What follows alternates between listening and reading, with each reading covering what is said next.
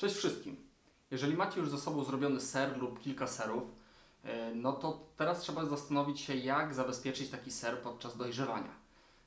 I mamy kilka metod takiego zabezpieczenia serów podczas dojrzewania.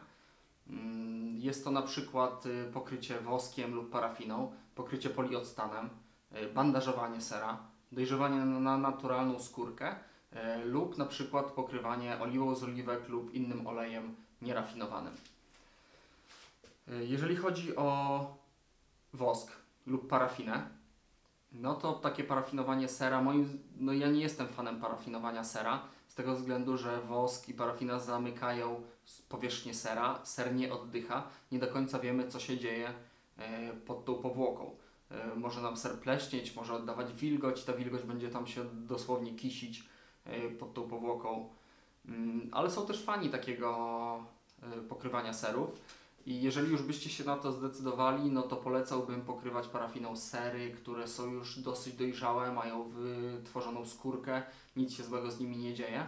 I wtedy taką parafinę rozgrzewamy do 100 paru stopni i zanurzamy najpierw jedną połowę sera, wyjmujemy ser, musi być dobrze schłodzony, i później drugą połowę sera, dzięki czemu mamy pokryty cały ser. No minusem jest raz to, co powiedziałem, czyli że ser nie do końca oddycha. A drugim minusem jest to, że jest to dosyć niebezpieczne, ponieważ temperatura zapłonu wosku nie jest taka wysoka, więc bardzo łatwo zapomnieć o tym wosku, bardzo łatwo się poparzyć. I tutaj Wam pokażę, jak wygląda. To jest akurat parafina, która jest jeszcze nie rozpuszczona. Jest to taki blok, który wkładamy do rondelka, garnka i wtedy z takim blokiem pracujemy. Wiem, że niektórzy też rozpuszczają po prostu taką parafinę i następnie pędzelkiem lub czymś nakładają na ser, ale to jest trochę gorsza metoda ze względu na to, że mogą nam zostać różne pęcherze powietrzne między parafiną a serem. Kolejną rzeczą do pokrywania serów jest polioctan. Tutaj mam dla przykładu taki czarny. Polioctan jest taką syntetyczną substancją, to jest polioctan winylu na bazie wody. Jest to powłoka półprzepuszczalna, czyli tworzy na powierzchni sera taką jakby folię, gumę, która bardzo mocno przylega do sera. I to, że jest półprzepuszczalna, to jest największy plus tej powłoki, ponieważ ser dalej oddycha, nadal tworzy się skórka i nawet jakbyście pokryli taki świeży ser polioctanem, włożyli do dojrzewalni, no to ta skórka się wytworzy. Dodatkowo jest łatwy w obróbce, ponieważ wystarczy wylać na ser odrobinę takiego polioctanu, rozsmarować ręką czy pędzelkiem jedną stronę, czyli bierzemy sobie ser, smarujemy powiedzmy górę, przenosimy do dojrzewalni i na drugi dzień obracamy ser i smarujemy drugą stronę, przenosimy do dojrzewalni. Można to pokryć raz, można 2-3 razy, w zależności od tego, czy będą jakieś prześwity na serze i ile czasu ten ser będzie dojrzewał. Jeszcze plus polioctanu nad woskiem jest taki, że wosk potrafi pękać. Przy niższych temperaturach robi się naprawdę sztywny i potrafi pęknąć, jeżeli ser nam gdzieś się wyśliźnie, o coś uderzymy. Nie znaczy, że to się musi stać, ale jest duże prawdopodobieństwo. A jeżeli chodzi o polioctan, to jest jednak bardzo elastyczny, no i nic takiego nie będzie miało miejsca. Polioctan jest dostępny w różnych wariantach. Są to pojemniczki 50, 100 ml czy litrowe lub nawet kany i wiadra 25 czy 50 litrowe. Kolejną metodą jest bandażowanie.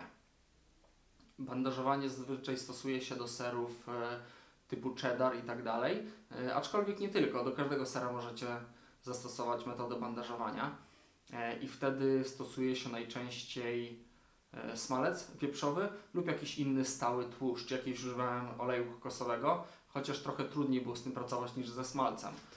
Wtedy rozpuszczamy sobie smalec, namaczamy w smalcu lub w innym tłuszczu stałym wycięte kawałki bandażu lub powiedzmy jakiejś pieluchy tetrowej, gazy. Wtedy na schłodzony ser nakładamy warstwę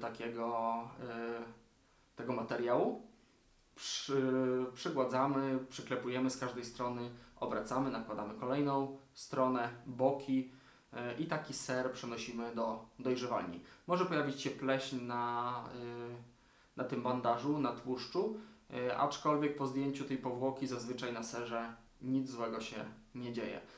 Jak nakładać Jak bandażować ser możecie zobaczyć na jednym z moich filmów, jak dobrze pamiętam, był to Red Leicester. Kolejną metodą jest nie pokrywanie sera niczym, tylko przeniesienie do dojrzewalni i jak pojawią się jakieś plamki pleśni, to po prostu przecieranie suchą ściereczką, suchą szczoteczką lub ewentualnie zmoczoną w solance. I wtedy taki ser co jakiś czas właśnie szczotkujemy lub przecieramy solanką.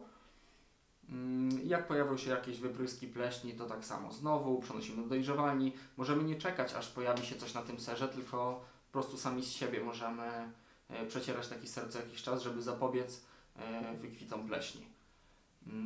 Kolejną metodą jest olejowanie. I tutaj możemy użyć oliwy z oliwek, jakiegoś innego oleju nierafinowanego lub na przykład nawet zwykłego oleju, jeżeli ktoś nie ma oliwy z oliwek lub jakiegoś nierafinowanego. Wtedy po wytworzeniu się skórki taki ser nacieramy oliwą z każdej strony, przenosimy do dojrzewalni i w ciągu pierwszego powiedzmy miesiąca, 2 tygodni robimy to co 2-3 dni, a następnie raz na powiedzmy 2 tygodnie, raz na miesiąc, już rzadziej. Będziecie widzieć, że pojawia się taka fajna tłusta skórka, na której z czasem już jak skórka jest mocna, nie wyskakują żadne pleśni, nic złego się z tym nie dzieje. Równie dobrze możecie do takiej oliwy czy oleju dodać ulubionych przypraw, na przykład wędzonej papryki i wtedy nacierać taki ser, to nie dość, że będzie trochę zabezpieczony przed pleśniami podczas dojrzewania, to również nabierze fajnego koloru, fajnego wyglądu i ewentualnie smaku. Jest też jeszcze jedna metoda, o której powiem, ale w domowych warunkach nie bardzo jesteśmy w stanie to zrobić. To są worki termokurczliwe. Nie mylić z tymi do pakowania próżniowego, tylko termokurczliwe, te, w których możecie zobaczyć ser na sklepowych półkach. Są to zazwyczaj te czerwone albo żółte worki. One również są półprzepuszczalne, ale niestety nie są dostępne w takiej detalicznej sprzedaży. Co nie znaczy, że nikt ich na pewno nie znajdzie w detalu. Wiele osób też się pyta lub próbuje dojrzewać ser za granicą, to jest bardzo często modne u domowych serowarów, że pakują sery próżniowo. Ja osobiście nie jestem fanem pakowania serów próżniowo, ponieważ ser nie oddycha. Nawet możecie zobaczyć, że w worku z takim serem bardzo często zbiera się wilgoć. Ser nie ma skórki, wygląda słabo moim zdaniem, bo jednak ser powinien mieć skórkę, powinien wyglądać jak prawdziwy ser rzemieślniczy, bo po to robimy sery w domu, żebyśmy mieli dostęp właśnie do serów najwyższej jakości, rzemieślniczych, a nie serów jak z linii produkcyjnej. Aczkolwiek, jeżeli chodzi o pakowanie próżniowe, to do niektórych serów będzie ok. Na przykład, jeśli byśmy wzięli pod lupę na przykład mozzarellę, mozzarellę możemy spakować próżniowo, bo ona nie musi jakoś szczególnie dojrzewać. Może, ale nie musi.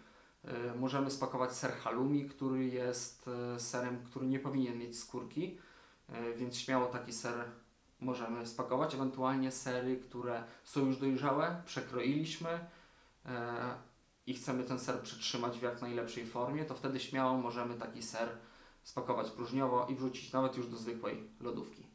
Mam nadzieję, że trochę Wam wyjaśniłem, jak to jest z tym pokrywaniem serów, z zabezpieczaniem do dojrzewania. Zapraszam do oglądania kolejnych filmów i pozdrawiam.